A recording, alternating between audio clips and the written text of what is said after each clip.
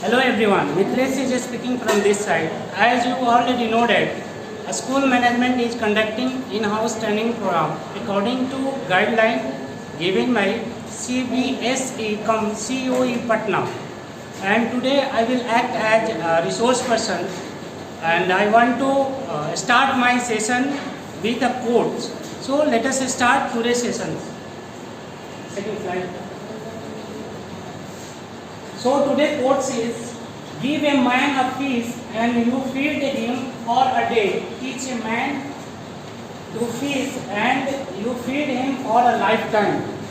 यहाँ जो ये कोट है एक प्रोवर्ब्स की तरफ पे यूज हुआ है और आप लोग जानते होंगे कि जो प्रोवर्ब्स होता है, जो कहावत होते हैं, लोकोक्तियाँ होती हैं, उसको वर्ड से कुछ लेना देना नहीं होता है, लिखा कुछ और होता है, उसका मीनिंग कुछ और निकलता है. तो let us try to understand this. कह रहे give a man a fish and you feed him for a day. कह रहे कि एक व्यक्ति को एक फिश दीजिए तो एक दिन उसको आप खिला पाइएगा.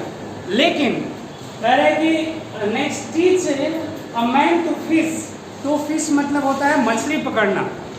तो यहाँ कह रहा है कि जैसे इसको समझना है, एक बेगर को देख लीजिए. एक भिखारी जब पैसा मांगता है, हम लोग इजली क्या करते हैं, उसको पैसा दे देते हैं. लेकिन ये कोट कह रहा है कि उसको अगर पैसा कमाने को हम सिखा दें तो वो लाइफ टाइम पैसा नहीं मांगेगा. वो क्या करेगा, पैसा अर्निंग करने का सीख जाएगा. तो ये टीचिंग से ही रिलेटेड है. ये कम्प्लीटली जो है बच्चों को सिखाने पे जोर दे रहा है. Okay, so next slide. Today's our topic is Bloom taxonomy. ठीक है, तो आज हम लोग समझेंगे कि ब्लूम टैक्सोनॉमी क्या है. वेयर इज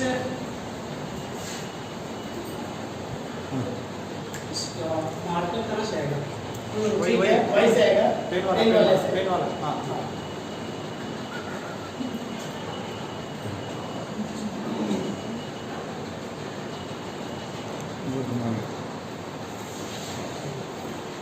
तो आज की जो टॉपिक है ब्लूम टैक्सोनॉमी है. ये जो देखिएगा दो वर्ड से बना हुआ ब्लूम और टैक्सोनॉमी. ठीक है, ब्लूम जो है अमेरिका के एक एजुकेशनल साइंटिस्ट थे और टैक्सोनॉमी मीन्स क्लासिफिकेशन हुआ है. इसको हिंदी में हम लोग बोलते हैं शैक्षणिक वर्गीकरण. ठीक है, जो हम लोग टीचिंग करते हैं उसको ब्लूम ने वर्गीकरण किए हुए हैं. ब्लूम सिर्फ कहें तो ज़्यादा उचित नहीं होगा, इनके साथ इनके कलीग्स भी थे, फ्रेंड्स भी थे. तो today's topic is Bloom's taxonomy. ठीक है, और ब्लूम टैक्सोनॉमी क्या है, तो ये एक एजुकेशनल मॉडल है. ठीक है, और ब्लूम टैक्सोनॉमी में ब्लूम जो है एक अमेरिकन, ये जो अमेरिकन क्या थे, एजुकेशनल साइकोलॉजिस्ट थे. उन्होंने क्या किया कि टीचिंग को क्लासिफाई किया. तो सबसे पहले हम थोड़ा सा जान लेंगे कि ब्लूम्स के बारे में जानेंगे और उसके बाद टैक्सोनॉमी. टैक्सोनॉमी मीन्स हो गया क्लासिफिकेशन, वर्गीकरण हो गया. ठीक है, नेक्स्ट स्लाइड. तो थोड़ा सा ब्रीफली यहाँ पे आप लोग को ब्लूम के बारे में बताया गया है. ब्लूम कौन थे और फिर उन्होंने ऐसा क्या वर्गीकरण, क्लासिफिकेशन दिया जिसके वजह से एजुकेशन के क्षेत्र में ये चर्चा का विषय बन गया. ठीक है, तो चलिए देखते हैं. ब्लूम का जो पूरा नाम है डॉक्टर बेंजामिन स्मैल ब्लूम है. ठीक है, और इनके बायोग्राफी के बारे में हम लोग थोड़ा सा देखेंगे यहाँ पे.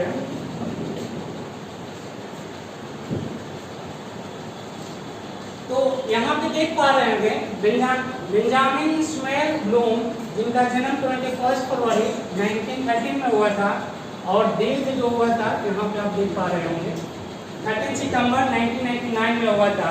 ये क्या थे, अमेरिकन एजुकेशनल साइकोलॉजिस्ट थे. वो made a contribution to the classification of educational objectives. Educational objectives को इन्होंने क्या किया था, क्लासिफिकेशन किया था, वर्गीकरण किया था. और उसके बाद और इन्होंने डॉक्टरेट की डिग्री में PhD किया था 1942 में यूनिवर्सिटी ऑफ शिकागो से. ठीक है, we are talking about doctor Benjamin Samuel Bloom, जिनको शॉर्टकट में ब्लूम्स या फिर बेंजामिन ब्लूम के नाम से भी जाना जाता है. ठीक है, Bloom's taxonomy is a categorization that defines the different level of intelligence including thinking, learning, understanding. करें कि ब्लूम का जो टैक्सोनॉमी है यह एक क्लासिफिकेशन है, वर्गीकरण जिसको हिंदी में हम लोग बोलते हैं, ठीक है, जो इंटेलिजेंस में इंक्लूड करता है कि बच्चे जो है सोचते कैसे हैं, सीखते कैसे हैं और समझते कैसे हैं, ठीक है। नेक्स्ट है use of Bloom's taxonomy to improve curriculum assessment and teaching methods. Originally introduce in 1956।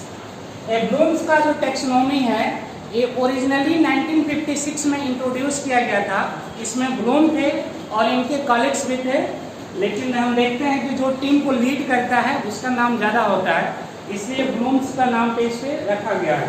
Next आप देख पा रहे हो Bloom's taxonomy was a concept created by Benjamin Bloom along with इनके जो फ्रेंड्स थे, यहाँ पे जो कलीग्स आप कह सकते हैं, ये सारे लोग थे और इनके हेल्प से ये टैक्सोनॉमी तैयार हुई थी, ठीक है।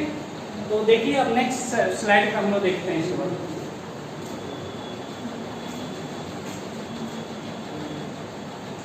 तो ब्लूम्स टैक्सोनॉमी के डोमेन और हेडिंग डाला गया, ठीक है, कि डोमेन क्या होता है। तो डोमेन का मीनिंग आप लोग समझ रहे होंगे, यहाँ पे एरिया से रिलेटेड है, मीन्स डोमेन ऑफ ब्लूम्स, किस एरिया से ये ब्लूम्स का टैक्सोनॉमी जुड़ा हुआ है। तो ब्लूम्स का क्लासिफिकेशन जो है वो 3 टाइप में है। एक तो है कॉग्निटिव डोमेन है, दूसरा है अफेक्टिव डोमेन है और तीसरा है साइकोमोटर डोमेन है, ठीक है। कॉग्निटिव डोमेन जो है ये पिछले लेक्चर में भी हम लोग मिला होता है। कॉग्निटिव मीन्स होता है मेंटल, मतलब जो मेंटल से जुड़ा हुआ हो, मीन्स बच्चे सोचते कैसे हैं, बिहेव कैसे करते हैं, समझते कैसे हैं, लर्निंग कैसे करते हैं। और इस कॉग्निटिव डोमेन में ब्लूम एंड इनके कॉलीग्स ने 6 स्टेप बताए हुए हैं, ठीक है। और अफेक्टिव डोमेन जो होता है इसमें 5 स्टेप उन्होंने बताया हुआ है। जो क्या होता है अफेक्टिव डोमेन में फीलिंग या इमोशन से जुड़ा हुआ है, ठीक है। और तीसरा जो है साइकोमोटर डोमेन, इसमें 6 स्टेप इन्होंने बताए हुए हैं जो एक्शन से जुड़ा हुआ है, कार्य से जुड़ा हुआ है, ठीक है। अब ये जो तीनों इसके जो डोमेन है, इसका जो क्षेत्र है, वो ऐसा नहीं कि सेपरेट काम करता है। ऐसा नहीं कि बच्चे का पहले कॉग्निटिव डोमेन काम करेगा, फिर अफेक्टिव काम करेगा, फिर साइकोमोटर करेगा। ये साथ साथ ही काम करते हैं, ठीक है। तो हम लोग जो आज पढ़ेंगे या फिर जो डिस्कस करेंगे वो कॉग्निटिव डोमेन्स के बारे में ही हम लोग डिस्कस करेंगे, ठीक है। ये वाला पहला वाला जो है कॉग्निटिव डोमेन, जिसमें 6 स्टेप्स ब्लूम और इनके कॉलीग्स ने दिए हुए हैं, जो स्पेशली मेंटल से जुड़ा हुआ है। दिमागी तौर पे जो बच्चे एक्टिविटी करते हैं, सोचना, बोलना, हंसना, ठीक है, ये सारी चीज़ें हैं।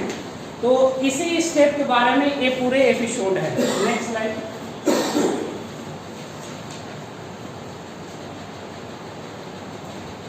आप उसके बाद देख पा रहे हैं ब्लूम टैक्सोनॉमी, और ब्लूम टैक्सोनॉमी तो चल ही रहा है। इसमें कॉग्निटिव डोमेन हम लोग देखेंगे जो 1956 में इंट्रोड्यूस किया गया था, ठीक है। तो इसका जो लेवल है ना, ये बेस से ऊपर की तरफ है, इस तरह का, ठीक है। ब्लूम टैक्सोनॉमी का जो कॉग्निटिव डोमेन है, जिसमें बताया गया कि सबसे पहले बच्चों की नॉलेज होनी चाहिए, ठीक है, ज्ञान। किसी भी इंफॉर्मेशन को हम जब अपने मेमोरी में डाल लेते हैं, उसको समझे या ना समझे, तो क्या कहलाता है, नॉलेज होता है। उसके बाद इन्होंने बताया कि उसके बाद कॉम्प्रिहेंशन भी आती है स्टेप्स। कॉम्प्रिहेंशन मीन्स समझ। जैसे क्लासरूम में अगर न्यूटन्स लॉ पढ़ाया गया तो सारे बच्चे ने याद कर लिया कि 3 होता है, उसका स्टेटमेंट याद कर लिया, ठीक है, तो वो नॉलेज हो गया। अब उसका कॉम्प्रिहेंशन मतलब समझ, हिंदी में इसको बोलते हैं, वो समझेगा कब, जब हम प्रैक्टिकली कुछ एग्जाम्पल लेके उसको समझाएंगे, तो वो क्या हो जाएगा, उसका कॉम्प्रिहेंशन हो जाएगा। उसके बाद उसका एप्लीकेशन हम बताएंगे, ठीक है, अनुप्रयोग जिसको हिंदी में हम बोलते हैं, प्रयोग भी कर सकते हैं सिंपल वर्ड में। तो वो बच्चा उसके बाद क्या होगा, सबसे पहले नॉलेज होगा, उसके बाद कॉम्प्रिहेंशन होगा, उसके बाद एप्लीकेशन होगा। सबसे बेसिक थिंग से है, उसके बाद कॉम्प्रिहेंशन है, उसके बाद एप्लीकेशन है, उसके बाद एनालिसिस है, और एनालिसिस के बाद सिंथेसिस आता है, और लास्ट में जो 1956 में बताया गया था, इसका लास्ट स्टेप मीन्स टॉप हो गया और ये बॉटम हो गया इसका। तो लास्ट में जो टॉप पे था उन्होंने इवेल्युएशन के बारे में रखा था इसको, ठीक है। और इस टेक्सोनॉमी को एक नेक्स्ट स्लाइड में हम लोग वीडियो की हेल्प से समझते हैं। Okay, next slide.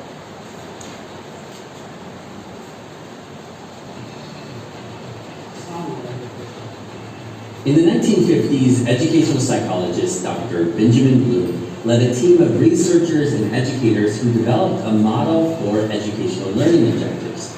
Their goal was to create a taxonomy to help improve critical thinking skills in schools. The end result was the Taxonomy of Educational Objectives in 1956, but it's more commonly referred to as Bloom's Taxonomy. This model broke learning objectives down into 3 different domains. The first was the cognitive domain, which focused on the acquisition of knowledge. The second was the affective domain, which focused on emotions and attitudes, and it tends to be tied to things like student engagement. And the final was the psychomotor domain, which focused on actions and motor skills. The most prominent of these domains was the cognitive domain. And it's still what many educators use when crafting objectives and learning targets, constructing questions, designing assessments, and coming up with their basic lesson plans. Bloom's taxonomy is often represented as a hierarchy, though it was never explicitly meant to treat lower levels as less than or higher levels as better than. Instead, the bottom levels are foundational and they build progressively up into those higher levels.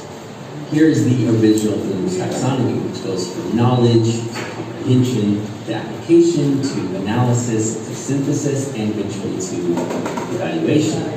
But more recently, scholars have updated this Bloom's taxonomy by taking knowledge out of the cognitive domain and making a new knowledge domain with factual knowledge, conceptual knowledge, procedural knowledge, and metacognitive knowledge.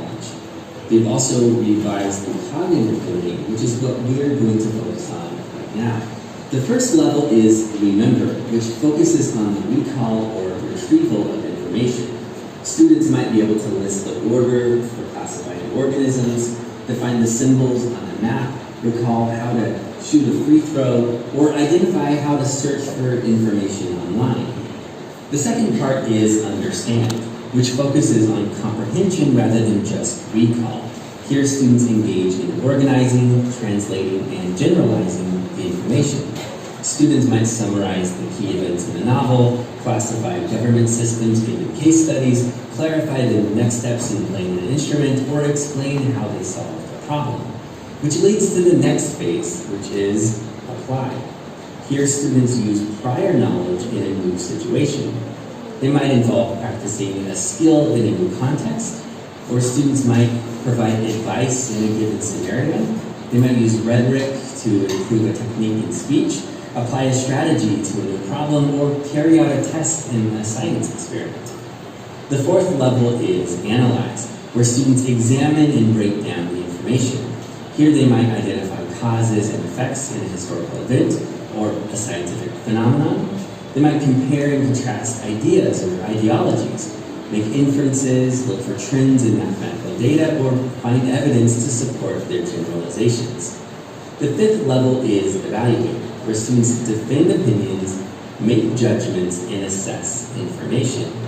Students might rank inventions for their impact in history, draw conclusions from a scientific experiment, judge the validity of data in a mathematical set, or assess the quality of a theatrical performance or a work of art. The sixth and final level is create, where students generate something new based on prior knowledge. It might be a new idea, a new solution, or a new system. We should note that there are some valid criticisms of Bloom's taxonomy. First, it treats learning as sequential. But learning isn't always linear.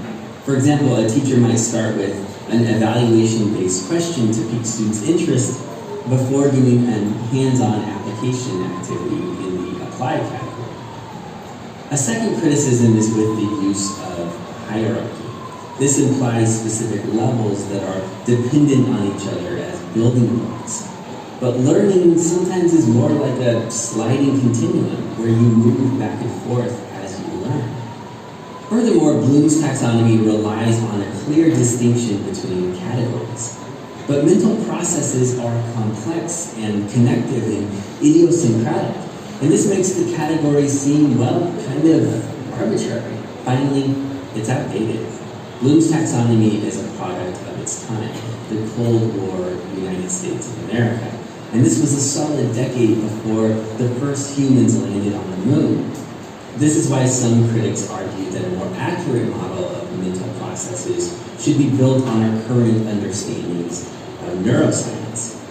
And yet, for all of these criticisms, Bloom's taxonomy remains prevalent at both the K-12 and higher education levels. Perhaps Bloom's taxonomy is less of a learning theory and more of a framework, albeit flawed, that reminds us to incorporate critical thinking in the classroom and take learning to a higher level.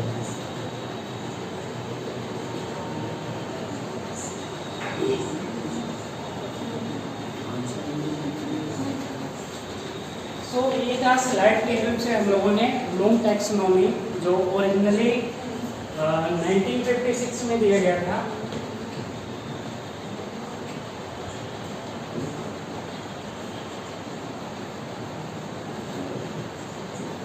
इसको हम लोग समझ रहे थे, ठीक है। अब इसमें एक ट्विस्ट आया 2001 में, ठीक है, रिवाइज ब्लूम टैक्सोनॉमी, और ये कब रिवाइज किया गया था? 2001 में, ठीक है। अब इसमें रिवाइज किया गया था तो हम देखेंगे कि पहले जो इसका सीक्वेंस था वो क्या था, में क्या हुआ, ठीक है। तो यहाँ पे आपके इजली समझने के लिए लिखा गया ओल्ड वर्जन, जिसमें सबसे बॉटम पे आता है नॉलेज, उसके बाद है comprehension, then application, then analysis, then synthesis, then evolution. और 2001 में इसको क्या किया गया कि नए वर्जन को डेवलप किया गया। तो आप देख रहे होंगे कि सबसे पहले इवैल्यूएशन है, तो यहाँ पे टॉप पे क्या है? क्रिएटिंग है। क्रिएटिंग को क्रिएट भी लिख सकते हैं, ठीक है। तो आप देख पा रहे होंगे कि ये जो जितने भी वर्ड्स आप लोग देख रहे हैं, जैसे नॉलेज है, कॉम्प्रिहेंशन है, एप्लीकेशन है, ठीक है, knowledge, comprehension, application, analysis, synthesis, evolution. अगर आप और इंग्लिश पढ़े होंगे तो ये सारे नाउन्स हैं, ठीक है।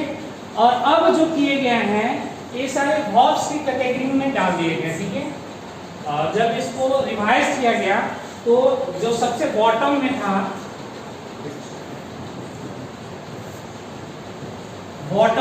यहाँ जो नॉलेज था उसको रिमेम्बरिंग कर दिया गया, ठीक है। बच्चे को सबसे पहले क्या करना चाहिए? याद कर लेनी चाहिए। जैसे सबसे पहले हम लोगों ने एक एग्जाम्पल लेके समझा था कि न्यूटन्स लॉ ऑफ मोशन पढ़ाना है बच्चों को, तो सबसे पहले एक ऐसे ही हो सकता है कि उसका हम स्टेटमेंट दे दें और बच्चे याद कर ले, ठीक है। तो यहाँ बॉटम पे जो रिवाइज वर्जन है उसमें रिमेम्बरिंग पे फोकस किया गया है। जो नॉलेज था, मतलब जो नाउन था, अब वो वर्ब हो गया। उसके बाद है अंडरस्टैंडिंग, ठीक है, उसको समझ लीजिए, ठीक है। देन है अप्लाइंग, जो यहाँ पे एप्लीकेशन था वो अप्लाई कर पाता है कि नहीं जब नया सिचुएशन आता है। देन है एनालाइजिंग करना, उसको एनालाइज करना। उसके बाद इवेल्युएटिंग था, और देन क्या है? क्रिएटिंग था। अब देखिएगा तो लगभग सेम है। इसमें जो चेंजेस किए गए हैं, देखिए पहले में इवेल्युएशन जो था वो सबसे टॉप था, जो कि यहाँ पे सेकंड टॉप कर दिया गया है। और सिंथेसिस जो होता है और जो क्रिएटिव होता है या क्रिएटिंग होता है, लगभग इसका मीनिंग सेम होता है। तो 2000 यहाँ पे बहुत सारे एग्जाम में आ जाता है कि ब्लूम की जो टैक्सोनॉमी है इसको कब रिवाइज किया गया था, नया वर्जन कब लाया गया था। तो जनरली इसका सिंपली आंसर हो जाएगा 2001, ठीक है। चेंजेस क्या आए थे? तो इधर नाउन था, इधर वर्ब हो गए थे, ठीक है। मैंने बोला कि क्रिएटिंग को आप क्रिएट या फिर टू क्रिएट लिख सकते हैं, ठीक है। तो ये वर्ब हो गया था। तो ये इसका ओल्ड वर्जन है और इसका ये न्यू वर्जन है, ठीक है। चलिए हम नेक्स्ट स्लाइड से देखते हैं। नेक्स्ट स्लाइड में दिखाया गया आपको न्यू वर्जन में कि अगर बच्चा किसी भी फैक्ट को या इंफॉर्मेशन को रिमेम्बर कर लेता है, याद कर लेता है, जिसको हम लोग सिंपल भाषा में बोलते हैं रट्टा मार लेता है, तो क्या करेगा? पहला काम है कि वो रिसाइट कर सकता है। रिसाइट मीन्स होता है सुनाना। तो जो फैक्ट है, जो इंफॉर्मेशन है, अगर वो रिमेंबर कर लिया है तो वो सुना सकता है। दूसरा वर्ड क्या कर सकता है, तो वो जो है डिफाइन कर सकता है, उससे पूछा जाए तो उस चीज को रिकॉल कर सकता है, वही चीज है।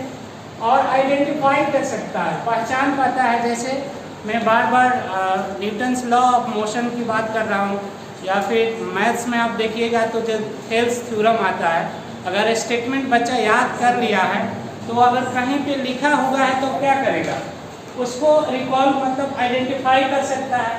अगर याद है तो वो सुना पाएगा, डिफाइन कर पाएगा, या उसी को बोला जाता है रिकॉल कर पाएगा।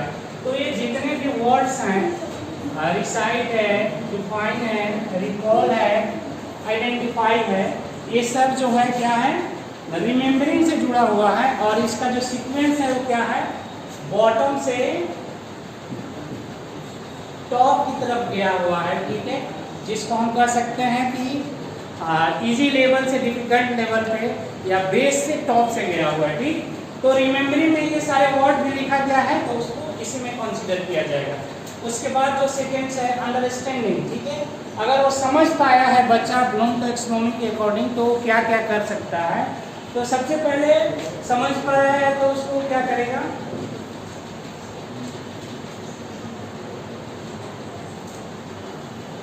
देख पा रहे हैं, डिस्क्राइब कर सकता है, उसको वर्णन वो कर सकता है, जिसको हिंदी में बोल सकते हैं, उसको एक्सप्लेन कर सकता है। अगर अंडरस्टैंडिंग उसके अंदर आ गई है तो समझ पाएगा तो वो एक्सप्लेन कर सकता है, या फिर किसी दूसरे के साथ क्या करेगा, वो डिस्कस भी कर सकता है, ठीक है। तो रिमेम्बरिंग हम लोगों ने देख लिया, अंडरस्टैंडिंग भी देख लिया, और थर्ड जो है अप्लाइंग, ठीक है।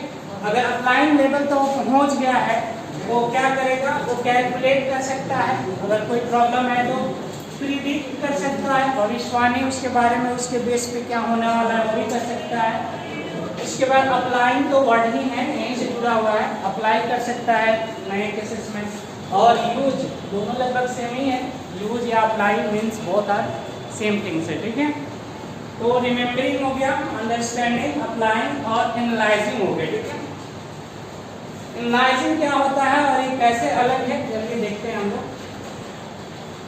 एनालाइजिंग में क्लासिफाई करना, ठीक है, मीन्स अलग अलग ग्रुपिंग करना, अलग अलग ग्रुप में इसको डिवाइड कर देना, ठीक। उसको क्लासिफाई है या फिर इसी से वर्ड मिलता जुलता हुआ है, कैटेगराइज भी कर सकता है वो, और इसमें क्रिटिसाइज भी कर सकता है, ठीक, उस चीज को, ठीक। तो रिमेम्बरिंग हो गया, अंडरस्टैंडिंग है, अप्लाइंग है, एनालाइजिंग है, और जो लास्ट बचा हुआ है एवेल्युएटिंग, इवेल्युएशन, इवेल्युएट से बना हुआ है, मूल्यांकन जिसको हम हिंदी में बोलते हैं, या फिर उसी से जुड़ा हुआ वर्ड है डिटरमाइन है, जस्टिफाई है, या कन्विंस है, ठीक है। तो ये सारी चीज़ है। न्यू वर्जन में कौन कौन से जो वर्ड आते हैं वे बताया गया है, ठीक। हम अब बढ़ेंगे नेक्स्ट स्लाइड की तरफ, 1 मिनट लगेगा, ठीक। Next slide. तो ब्लूम टैक्सोनॉमी में कुछ यहीं तक था, ठीक है। उसका हम लोग जो फर्स्ट पार्ट, जैसे 3 पार्ट था ना, उसमें पढ़ रहे थे। अब हम लोग देखेंगे रिकैपिचुलेशन, जिसको हम समरी भी कर सकते हैं, ठीक है। तो सेकंड स्लाइड पे हम लोग फिर अब पहुंच रहे हैं।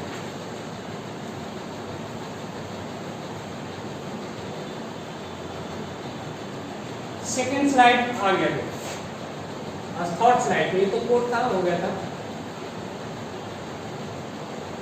हम लोग यहीं से शुरू किए थे और बताया गया था कि हम लोग आज ब्लूम टैक्सोनॉमी के बारे में डिस्कस करेंगे। बताया गया कि ब्लूम टैक्सोनॉमी में कितने वर्ड्स हैं, 2 वर्ड से बना हुआ है, ब्लूम और टैक्सोनॉमी में, ठीक है। तो ब्लूम्स क्या है, तो एक एजुकेशनल साइकोलॉजिस्ट थे जो अमेरिका के रहने वाले थे, और टैक्सोनॉमी का मीन्स होता है क्लासिफिकेशन, वर्गीकरण, मीन्स शैक्षणिक जो हम लोग टीचिंग करते हैं, बच्चा कैसे लर्न करेगा, उसमें उन्होंने क्लासिफाई किया गया। हालांकि बहुत सारे ऐसे विद्वान हुए जो इस चीज़ को क्रिटिसाइज भी किए, क्योंकि जो लर्निंग होता है वो एकदम सीक्वेंस में नहीं होता है, आगे पीछे भी हो सकता है, लेकिन अलग कोई बात नहीं है। एक ही जो फैक्ट होता है, एक जो बातें होती हैं, उसके 2 पक्ष हमेशा अवेलेबल होते हैं। तो ब्लूम टैक्सोनॉमी, ब्लूम्स का क्लासिफिकेशन, वर्गीकरण, नेक्स्ट में हम लोगों ने देखा था, next slide, doctor Benjamin Sumer Bloom के बारे में देखा था कि ये कौन थे, ठीक है। तो मोटे मोटे तौर पे देखिएगा तो इनका पूरा नाम था ये, ठीक है, जिनको सिर्फ ब्लूम टैक्सोनॉमी लास्ट वाला से रिलेट करके देखा जाता है। इनका जन्म हुआ था 21 फरवरी 1913 में और इनकी डेथ हो गई थी 13 सितंबर 1999 में। जो अमेरिका के क्या थे, एजुकेशनल साइकोलॉजिस्ट थे, ठीक है। उन्हें कंट्रीब्यूशन जो दिया था और वही सारा चीज था ब्लूम्स की टैक्सोनॉमी। और ये अकेले नहीं थे, इनके साथ और भी इनके कलीग्स थे जो काम कर रहे थे। तो देख पा रहे हैं Bloom's taxonomy is categorization that define the different level of intelligence का अलग अलग लेवल जो है इसमें बताया गया है। जो क्या होता है, थिंकिंग होता है, लर्निंग है, अंडरस्टैंडिंग है। Institute makes use of Bloom's taxonomy improve curriculums, assessment and teaching methods, ठीक है। ओरिजिनली ये कब हुआ था, कई बार बताया गया 1956 में। Bloom taxonomy was a concept to create by the mister Benjamin Bloom along with इनके साथ इनके कलीग्स कौन थे, यहाँ पे देखेंगे ये सब इनके कलीग्स थे,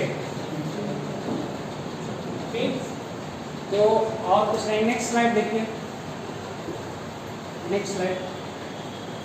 अब इसकी टैक्सोनॉमी था, इसका हम लोगों ने डोमेन देखा था। इसका डोमेन का अर्थ क्षेत्र होता है, ठीक है, मतलब किस क्षेत्र में ब्लूम का जो टैक्सोनॉमी है, वर्गीकरण है, क्लासिफिकेशन है, काम करता है। तो हम लोगों ने देखा था कि 3 डोमेन इसको बताया गया था। पहला जो डोमेन है कॉग्निटिव डोमेन है, ठीक है। कॉग्निटिव मींस मेंटल, यहाँ पे लिखा क्या होगा आप क्लियर समझ पाए होंगे। ये मेंटल से जुड़ा हुआ है, दिमाग से जो एक्टिविटीज जो हम लोग करते हैं, सोचना समझना, वो सारी है। और इसमें कितने स्टेप दिए गए हैं, 6 स्टेप दिया गया है, ठीक है। सेकंड है अफेक्टिव डोमेन, जो किससे जुड़ा हुआ है, हमारे फीलिंग से जुड़ा हुआ है और इसको इमोशंस भी कह सकते हैं, इमोशन से जुड़ा हुआ है। और इसमें क्या है, 5 स्टेप बताए गए हैं। थॉट जो है, देखिएगा वो थॉट जो है साइकोमोटर डोमेन है, इसमें भी 6 स्टेप्स हैं, जो क्या है हमारे एक्शन मींस काज से जुड़ा हुआ है, ठीक है। तो इसमें देखा गया कि ये 3 है इसका डोमेन ब्लूम्स टैक्सोनॉमी का, जो हम लोग मेनली किसके बारे में पढ़ रहे थे, कॉग्निटिव डोमेन के बारे में, जिसमें 6 स्टेप्स दिए गए हैं, ठीक है। चलिए नेक्स्ट स्लाइड। अब जो 1956 में ब्लूम टैक्सोनॉमी दिया गया था, उसका ओरिजिनल फॉर्म जो था, ओरिजिनल फॉर्म ये था।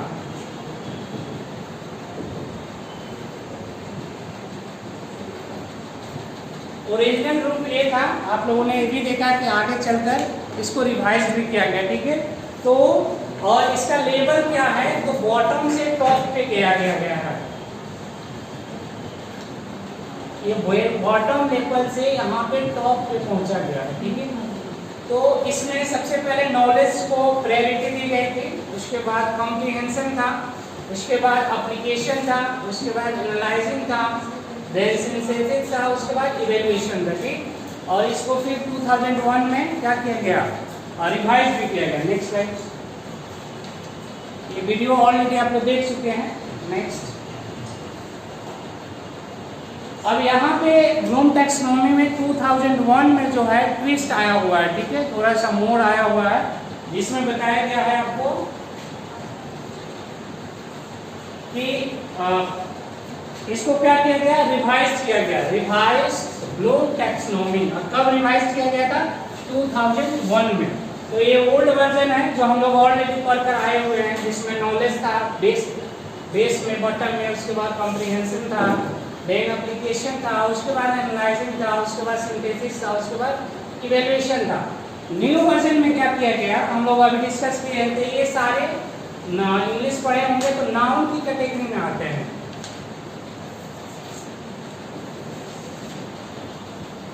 नाउन की कैटेगरी में आते हैं। और नए वाले वर्जन देखिएगा जो 2001 में बनाया गया, ये सभी क्या कर दिया गया, वर्ब हो गया, ठीक।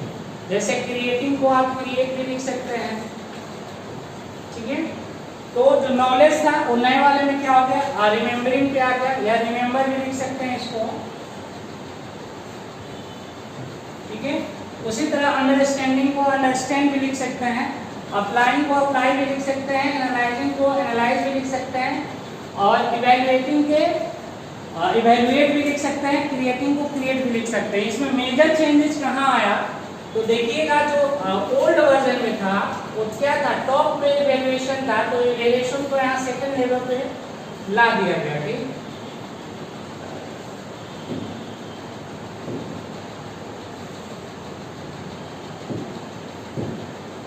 देखिए जो इवैल्यूएशन टॉप पे था उसको बेस सेकंड लेवल पे है, सेकंड टॉप में आया है न्यू वर्जन पे। और जो सिंथेसिस था इसको, इसका मीनिंग भी होता है क्रिएट करना, कुछ नया बनाना, इसको टॉप पे प्रायोरिटी दे दी गई। ठीक है, अब इसमें क्या क्या आता है उसको नेक्स्ट स्लाइड के अंदर हम लोग देखेंगे। नेक्स्ट स्लाइड देखिए। अगर बच्चा किसी भी फैक्ट को, किसी इंफॉर्मेशन को रिमेंबर कर लेता है तो क्या क्या कर सकता है, इसमें दिखाया गया है। रिमेंबरिंग में क्या आया हुआ है, और रिसाइट है, और डिफाइन कर सकता है। रिसाइट कर सकता है मतलब वो सुना सकता है उसको, डिफाइन कर सकता है उसको, रिकॉल कर सकता है, आइडेंटिफाई कर सकता है। इसका एग्जांपल हम लोगों ने देखा था कि अगर न्यूटन्स लॉ ऑफ मोशन पढ़ाया गया है और बच्चे उसको याद कर लिए हैं तो सबसे पहला काम करेंगे कि रिसाइट करेंगे, उसको सुनाएंगे। डिफाइन करने को कहिएगा तो डिफाइन भी कर देंगे, रिकॉल कर पाएंगे उसको, और आइडेंटिफाई कर लेंगे, पहचान लेंगे। ठीक है, उसके बाद अंडरस्टैंडिंग था। ठीक है, या अंडरस्टैंड था, समझ पाएंगे इसको। तो अंडरस्टैंडिंग जो अगर आती है बच्चों में तो वो डिस्क्राइब कर पाएंगे, उसको वर्णन कर पाएंगे, उसको एक्सप्लेन कर पाएंगे, समझा पाएंगे, या फिर उसके बारे में क्या कर पाएंगे, डिस्कस कर पाएंगे। ठीक, तो पहला रिमेम्बरिंग हो गया, दूसरा क्या है अंडरस्टैंडिंग हो गया, और थर्ड था जो अप्लाइंग। अगर अप्लाइंग लेवल पे पहुंच गया बच्चा तो क्या करेगा, उसको कैलकुलेट कर सकता है, प्रिडिक्ट कर सकता है, अप्लाई कर सकता है, यूज कर सकता है। ये वर्ड तो यहाँ पे आया हुआ है, और ये लगभग सारे वर्ड एक दूसरे से मिले जुले हुए। ठीक है, उसके बाद एनालाइजिंग है। एनालाइजिंग में क्या होगा, क्लासिफाई कर सकता है, कैटेगराइज होगा, क्रिटिसाइज भी कर सकता है, और देन क्या है, इवैल्यूएटिंग है। इवैल्यूएटिंग पे अगर चला गया है तो डिटरमाइन करेगा, जस्टिफाई करेगा और कन्विंस करेगा। ठीक है, और सबसे टॉप पे जो क्रिएटिंग है, मतलब कोई नया चीज बना सकता है, डेवलप कर सकता है, डिजाइन कर सकता है, फॉर्मुलेट कर सकता है, और कंपोज कर सकता है। क्रिएट से क्रिएटिव तो बना हुआ है। तो एक छोटा सा टॉपिक था ब्लूम टैक्सोनॉमी, जिसको देख रहे थे हम लोग। Next slide.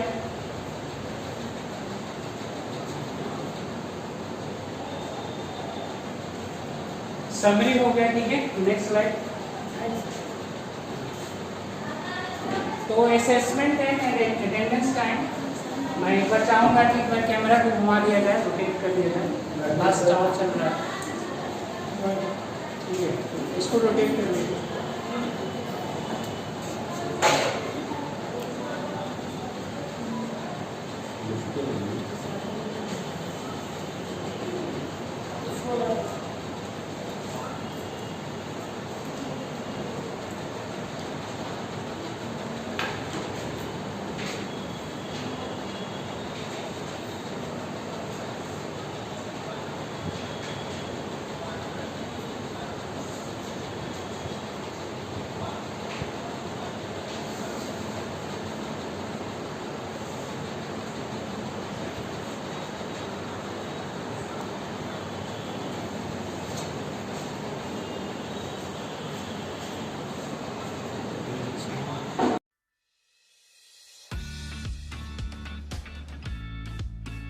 In the 1950s, educational psychologist Dr. Benjamin Bloom led a team of researchers and educators who developed a model for educational learning objectives.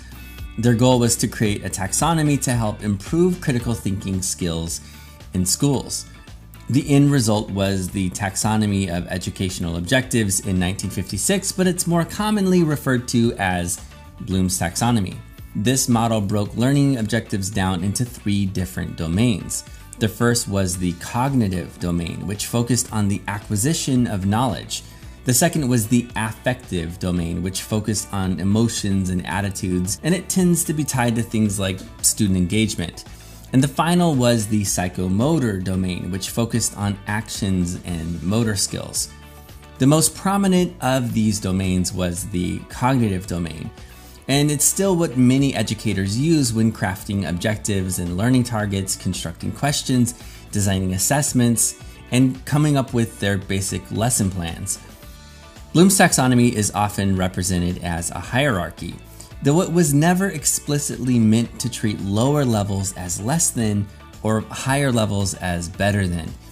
Instead, the bottom levels are foundational and they build progressively up into those higher levels.